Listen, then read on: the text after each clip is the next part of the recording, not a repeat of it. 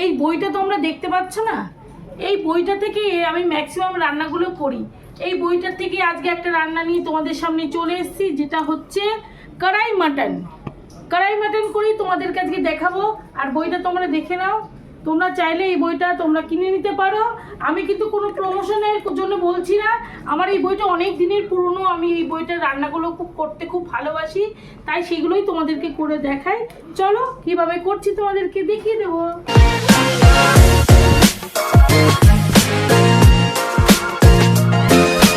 Mutton কড়াইয়ের জন্য এখানে আমি নিয়ে নিয়েছি 450 গ্রাম মতো মাটন। এর মধ্যে আমি প্রথমে দিয়ে দেব কাঁচা লঙ্কা বাটা। এখানে বড় টেবিল চামচের 2 চামচ মতো কাঁচা লঙ্কা আছে। দিয়ে দেব রসুন বাটা আর আদা বাটা। রসুন বাটা 2 চামচ মতো আছে ছোট চামচে, আর বড় চামচের 2 চামচ আছে আদা বাটা। সব কিছু একবারে দিয়ে দেবো।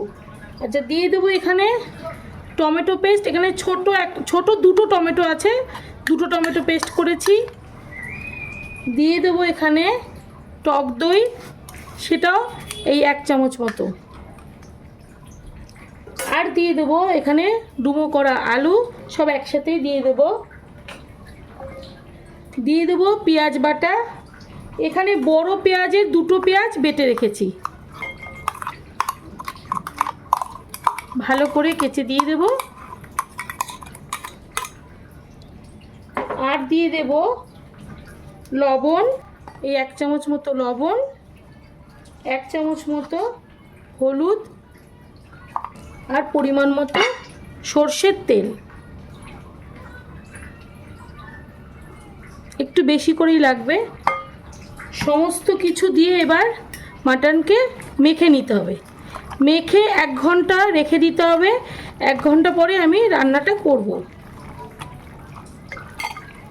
একটু চেপে চেপে মাখতে হবে যাতে মাটনের মধ্যে ভালো করে ঢুকে যায়।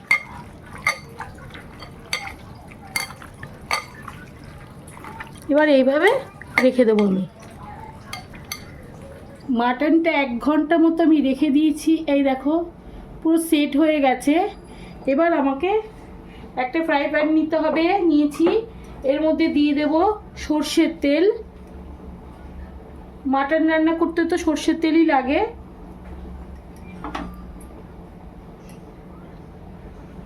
আগে দিয়েছি আর এখন এতটা মতো দিলাম। দেখো তেলটা গরম করে নিয়ে তারপরে তেলের মধ্যে তেজপাতা, গোটা গরম মশলা আর জিরে ফোড়ন দেব।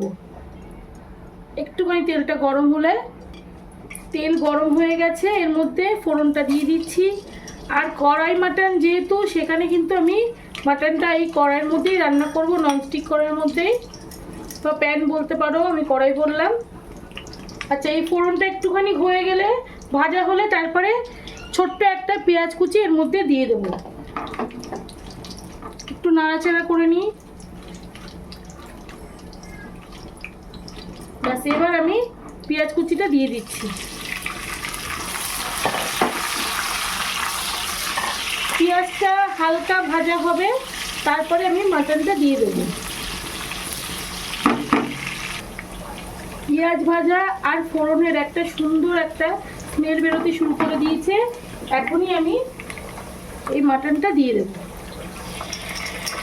তোমরা তো দেখতে পেলে আলু কিন্তু আমি ভাজিনি, একসাথেই কড়াইয়ের মধ্যে কষবো, আলাদা করে ভাজার দরকার হবে না। এর মধ্যে একটু দিয়ে দেবো টমেটো কেচাপ।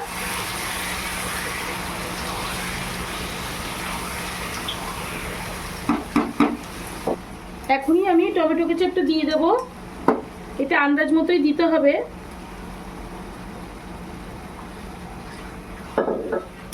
আর এই কেচাপটা আমার বাড়িতে তৈরি করা কেচাপই দিলাম।